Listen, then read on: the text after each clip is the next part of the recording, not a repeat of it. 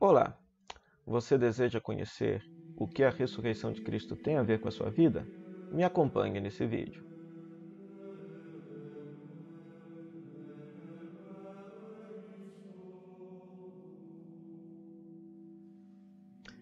Olá, sou Padre Frei Inácio José, pároco da paróquia de Nossa Senhora das Mercês, Ibirité, Arquidiocese de Belo Horizonte. Nesse vídeo, nós vamos procurar entrar um pouquinho mais no mistério da ressurreição de Jesus a partir da contemplação dos ícones ortodoxos que mostram, detalham a experiência do mistério da ressurreição de Cristo Nosso Senhor. Antes de mais nada, curta esse vídeo, compartilhe com seus amigos, seja um evangelizador, mostrando a eles também a alegria de Cristo ressuscitado entre nós. Acerca da ressurreição de Jesus, os relatos bíblicos não falam, não detalham como que foi a ressurreição de Cristo. Nenhum relato bíblico fala que houve alguém que testemunhou o momento da ressurreição. A própria liturgia da igreja, no canto do Exulte, no Sábado Santo, vai dizer que a noite foi a única que testemunhou o momento da ressurreição de Jesus.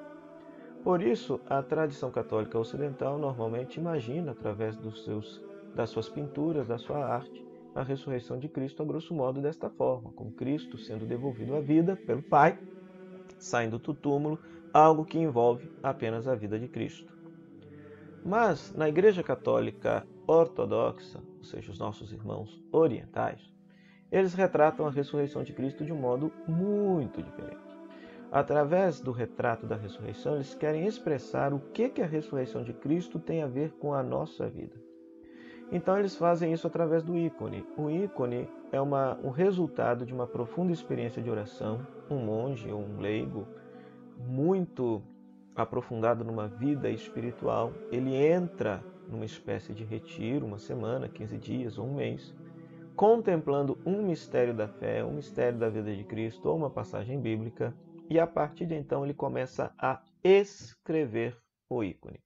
O ícone é uma escrita em forma de desenho,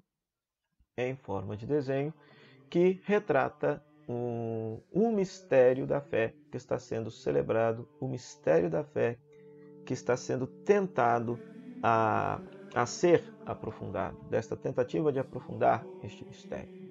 Então vocês reparem que existe uma grande diferença entre o modo como os ocidentais retratam a ressurreição de Cristo e o modo como os orientais retratam a ressurreição de Cristo. Especificamente, esse ícone chama-se Anastasis, palavra grega que significa ressurreição, vem do verbo grego anestemi, que significa levantar. Quando a Bíblia fala que Cristo ressuscitou, a Bíblia está dizendo que o Pai do céu, levantou Jesus do mundo dos mortos. No ícone, Cristo está sempre no centro, para mostrar que ele é o centro de toda a história humana pela sua ressurreição. Pela sua ressurreição ele foi constituído Senhor da história, princípio e fim, alfa e ômega, portanto o centro de tudo. Cristo normalmente é representado ou com a cor branca ou com a cor dourada, símbolo da sua divindade, E reparem só, no ícone Anastasis, Cristo está pisando um mundo subterrâneo, que é justamente o mundo dos mortos. Nós professamos esta fé, nós rezamos que Cristo desceu à mansão dos mortos. O mundo bíblico afirma que todos aqueles que morrem vão para o mundo dos mortos, ou seja, o Sheol ou Hades, e de lá não voltam mais. A ressurreição de Cristo mostra o contrário. Cristo ressuscitado saiu do Sheol, saiu do Hades, ou seja, saiu do mundo dos mortos, algo que era impensável para aquela cultura. Aliás, pensado até que era, mas para o fim da história, para o fim dos tempos. Se os cristãos afirmam que Cristo ressuscitou em dado momento da história, significa que eles também estão afirmando que o fim dos tempos já chegou com a ressurreição de Jesus.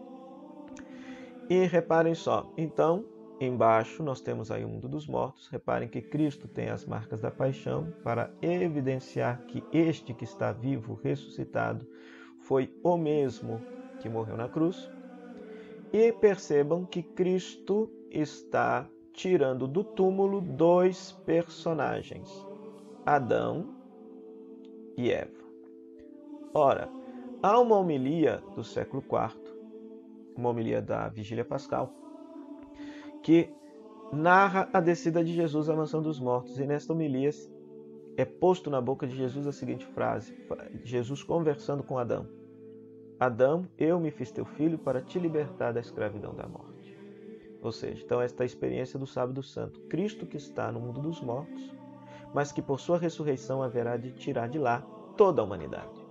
Ora, era de se esperar que Cristo ressuscitasse e tirasse do mundo dos mortos todos os santos, que também estão aí representados nesses outros personagens que nós temos aí. Profeta Elias, profeta Eliseu, Moisés, os reis de Israel, que a tradição ortodoxa considera como santos, Davi e Salomão. Mas tirar Adão e Eva? Ora, você sabe muito bem que foi por culpa de Adão e Eva que o pecado e a morte entrou no mundo. Foi por causa do pecado de Adão e Eva que nós nos tornamos escravizados pela morte. E teríamos a morte como nosso destino, o último de nossa vida, por culpa deles. Mas Cristo ressuscitado está tirando da tumba Adão e Eva, como que para mostrar que pela sua ressurreição, Cristo está levando toda a humanidade para o céu, ou seja, libertando toda a humanidade da escravidão da morte. Reparem que no mundo dos mortos, existem correntes, cadeias, cadeados que estão sendo quebrados. Ou seja, todos aqueles que estavam no mundo dos mortos estavam atados, acorrentados, aprisionados na morte. Cristo, por sua ressurreição, libertou toda a humanidade desta escravidão. Repare que o mundo dos mortos também parece estar cheio de água. É porque o mundo bíblico imagina a água como fonte da morte, né? Essas passagens bíblicas você depois pode retomar com calma na sua casa para você rezar, contemplar, olhando o ícone, lendo essas passagens para que você possa entender este simbolismo bonito que o escritor do ícone nos trouxe.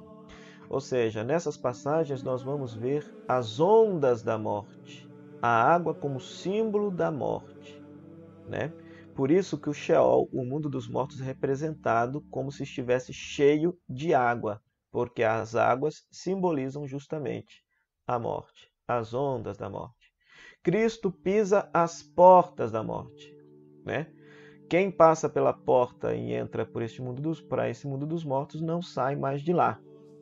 Não sai mais de lá. Mas Cristo saiu pelo poder do Espírito e pela vontade do Pai. Então, nessas passagens você vai encontrar reminiscências bíblicas que falam que o mundo dos mortos tem portas. E o bonito é que Cristo, por sua ressurreição, arrombou essas portas de dentro para fora, abrindo o mundo dos mortos, fazendo por sua ressurreição que uma explosão de vida possa acontecer. Repare também que a morte, ela está atada, amarrada, presa. Nós, pelo nosso pecado, éramos escravos da morte. Cristo, por sua ressurreição, escravizou a morte e prendeu a morte.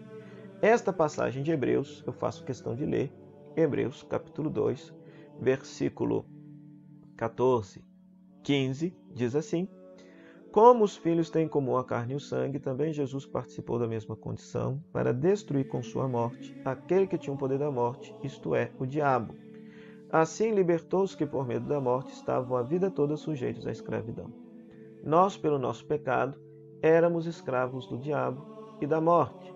Cristo, por sua ressurreição, escravizou a morte, prendeu a morte e nos trouxe a liberdade e nos trouxe a vida eterna. Uma outra imagem muito interessante que lembra esse ícone está em Mateus capítulo 27, versículos 51 e 53, quando narra que Cristo, quando morreu, os santos ressuscitaram. Quando Cristo entrou no mundo dos mortos, libertou os santos que estavam lá da escravidão da morte.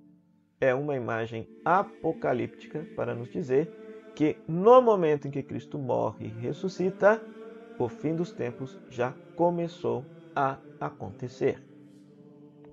Aqui nós temos o mesmo ícone, mas numa versão diferente. Cristo agora está representado de dourado, continua ao centro, pisando as portas da morte. Neste ícone, ao lado direito, nós temos Adão e Eva sendo retirados da tumba e atrás deles uma série de pessoas, ou seja, toda a humanidade. Adão e Eva representam toda a humanidade que Cristo está tirando da tumba.